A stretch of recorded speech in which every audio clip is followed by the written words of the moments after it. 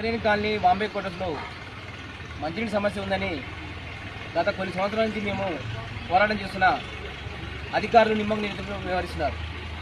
ఇక్కడ కార్పొరేటర్ ఉన్న లేనటువంటి పరిస్థితి కనిపిస్తుంది. కార్పొరేటర్ గారికి చాలా రకాలుగా దఫాలుగా లెటర్లు ఇచ్చి విమానాలు ఇచ్చి అక్కడ తీసుకుపోయి చూపించినా కానీ పట్టించుకునే పరిస్థితి లేదు.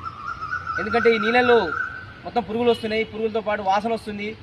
ఈ నీళ్ళు తాగడం వల్ల కలరా, మలేరియా, డెంగ్యూ లాంటి రోగాలు వస్తున్నాయి. చెప్పినా కానీ కనీసం పట్టించుకునే పరిస్థితి లేదు. ఈ మంచినీళ్ళలో డ్రైనేజ్ నీళ్ళు కలుస్తున్నాయని చెప్పినా పట్టించుకునే రాజులు లేదు.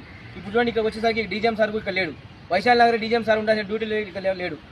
ఉన్న అధికారులు రమ్మంటే రావట్లేదు. ఈ నీళ్ళలో మొత్తం పురుగులు వచ్చినాయి, మంచినీళ్ళ మొత్తం పురుగులు వచ్చి డ్రైనేజ్ వాటర్ కలుస్తున్నా పట్టించుకునే రాజు లేదు. కనీసం ఇప్పటికైనా ఈ సమస్యను గమనించి గుర్తించి ఈ సమస్యను పరిష్కరించాలని కోరుతున్నారు. లేకపోతే ఎందుకంటే వాటర్ వర్క్స్ వాళ్ళు ఏమో డ్రైనేజ్ చెప్తారు, డ్రైనేజ్లో వాటర్ మిషన్ చెప్తారు, ఇట్లా చెప్పుకుంటే రోజు గడుపుతారు. కానీ ఇక్కడ ఉన్న సమస్య మాత్రం పట్టించుకోలేదు. కేవలం ఎలక్షన్ సమయం